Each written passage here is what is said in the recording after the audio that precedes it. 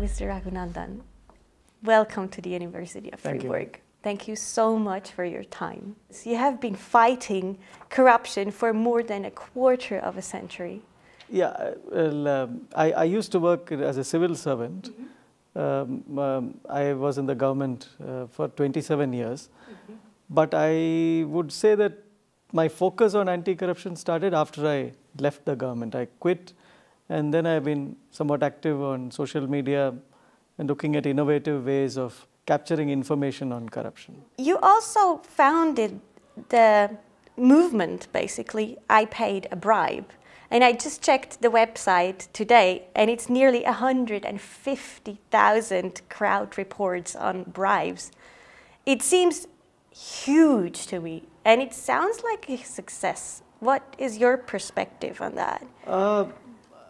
Well, the first point is that yes, I was part of the team that conceived of iPaidAbribe.com, and for the first 2 years of its life I guided it. I am not associated with the site at present.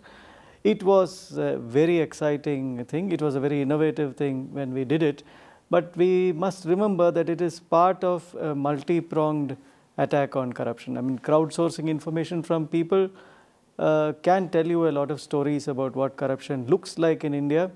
It gives you very valuable information on how to tackle corruption, but that's only the beginning of a fight. So one still has a long way to go, but it's good to know, and it's good to remember that I was part of that a very exciting time in India when we started iPaidAbribe.com, and it's good to know that it's doing quite well. It's now in 40 countries too, because we made the software open source. So it is huge. Yeah, So do you think you can win this war against corruption, or was it kind of lost already in the beginning? No, I think that any country can win a war against corruption, but if you look at international trends, it takes time. Countries have taken 50 to 60 years sometimes to put all the pieces of the jigsaw puzzle together, because it requires both governmental systems to be right, but it also requires people to demand better services and people to demand corruption-free services. So it's a question of going back and forth. It's a question of going to the government with solutions, and it's a question of going back to people and getting people to ask for better services and to demand things as of right from a government. The good thing about India is that it is a democracy and voices are not suppressed. So it is possible to have a vibrant, shall I say, a relationship, even if it's a combative relationship between the government and the people. I believe it's a purposive and a positive relationship. So things improve. They might not happen at the speed at which one wants them to improve, but I think it's possible to win this battle. What does the academical part support in the whole process? You mentioned you have a connection to the Institute of Federalism here at the university. Well, I think as far as India is concerned, I think the academical work on anti-corruption is pretty poor. And in fact, I would believe that that is a shortcoming in India. It's a weakness in India.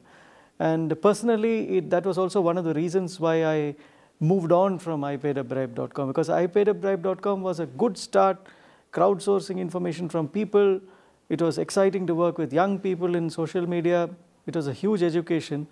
But then I felt that the challenge was really to get into deeper research on anti-corruption. The problem in India is that most research institutions don't talk about corruption directly. They talk about accountability and responsiveness and decentralization and all the solutions, but they don't use the word corruption. And therefore, much of the work in India on corruption is enforcement of laws. It's about catching corrupt people, but it's not about preventing corruption from happening. So I think in India we need to do a lot more academic work on anti-corruption. We don't do enough. It sounds like a very big project. Do you think receiving the Doctor Honoris Causa from the University of Freiburg will support you in that work and will give you new energy? Well, this came like a bolt from the blue, and my first reaction was, I don't deserve this, because I mean, I would believe that getting a doctorate involves frontline academic work. I have done a lot of research work, but at the end of the day, I have not actually written a thesis to deserve this. But I was then told by the university that it's more for the body of work that I am doing, and I think it's a great honor, but it's not so much an honor for me as all the research people who are working with me. I have a lot of young people working on my teams, and I think it's something that they deserve more than I do.